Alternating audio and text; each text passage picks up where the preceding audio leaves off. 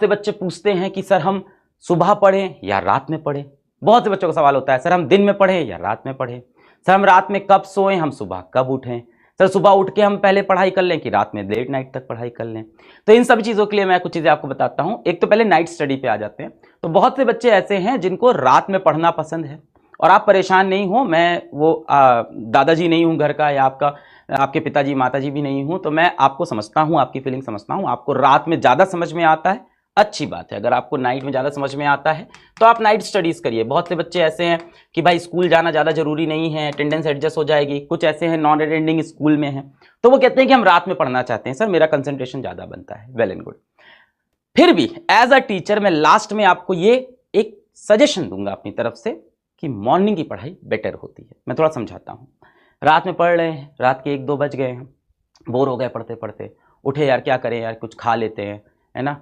फिर किचन में गए, क्या खाए, रात का कुछ खाना रखा है, थोड़ी सब्जी उठाई खा ली, है ना, मैगी रखी घर में, मैगी बनाई खा ली। वापस आए स्टडी टेबल पे अपने बैठे, चलो थोड़ी देर मोबाइल देख लेते हैं, फिर लग गए भाई इंस्टाग्राम पे, और फिर रात का सन्नाटा इंस्टाग्राम पे फंस गए, अपनी थॉट्स में फंस गए, सोच विचार में फंस गए, किसी लड़का किसी लड़की के बारे में सोचने लग गए। अचानक से किसी मूवी का, किसी वेब सीरीज का शॉर्ट देख लिया, वो देखने बैठ गए। यूट्यूब पे कुछ भी रैंडम सर्च किए जा रहे हैं। और होता ऐसा है कि 2 बजे आपने छोटा सा ब्रेक लिया था रात को आधे घंटे का, और फिर आप सो रहे हो सुबह 4 बजे जाके, सुबह 5 बजे जाके। ऐसे में ये टाइम जो वेस्ट हुआ ना, ये अगले दिन आपको बेटा बहुत गिल्ट देता है। सुबह उठ के आपको लगता है ये टाइम क्यों वेस्ट हो गया।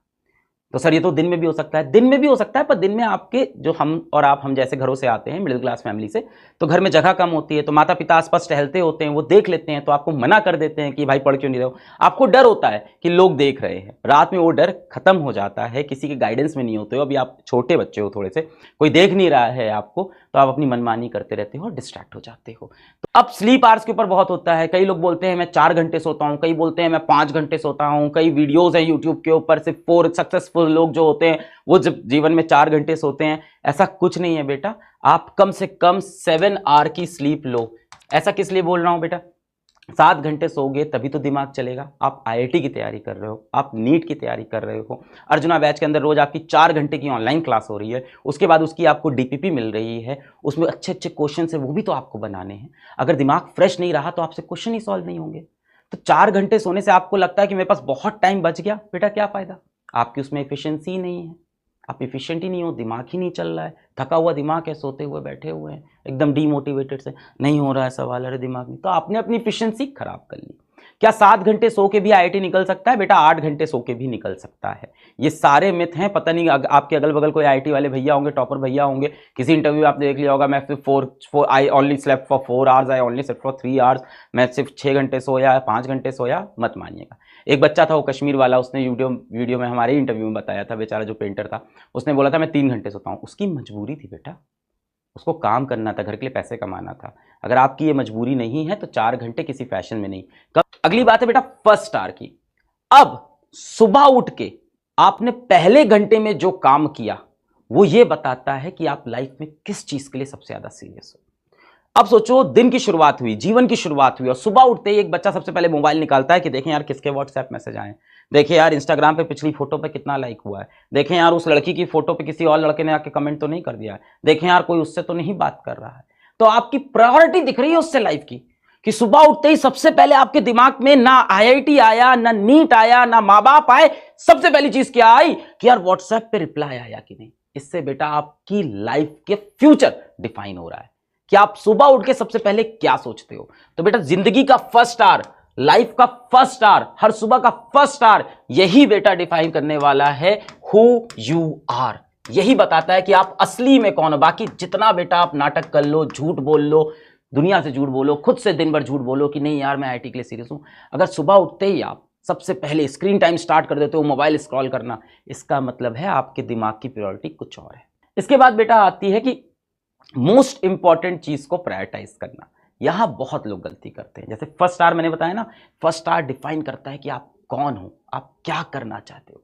सुबह उठ के आपके दिमाग में सबसे पहले क्या चलता है, व्हाट्सएप चलता है, मोबाइल चलता है, या आईआईटी चलता है, नीट चलता है, पिछली क्लास में क्या पढ़ाया था, कल ऑनलाइन लेक्चर में क्या हुआ था, या मेरी ऑफलाइन कोचिंग में कल क्या हुआ था, क्या डीपीपी मिली थी।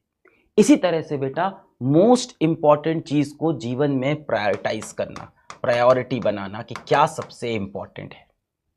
अब आप सुबह उठे, आपने कहा कि यार कल मेरे को मान लेते हैं कोई अर्जुना जेई में कह रहे, कल यार अर्जुना जेई में ना फिजिक्स में बहुत टफ टॉपिक पढ़ाया था और बहुत इंपॉर्टेंट है, सर ने बोला यहां से हर साल 2 क्वेश्चन आता है, इस लेक्चर के अंदर से 2 क्वेश्चन आता है। टीचर्स बताते हैं कई बार कि यहां से डेफिनेट सवाल आएगा, तो आपको लगता है यार ये तो रिवाइज करना है, पर आप हमेशा क्या करते हो कि इसको ना बाद में करेंगे, पहले इजी वाला काम कर लेते हैं सुबह सुबह।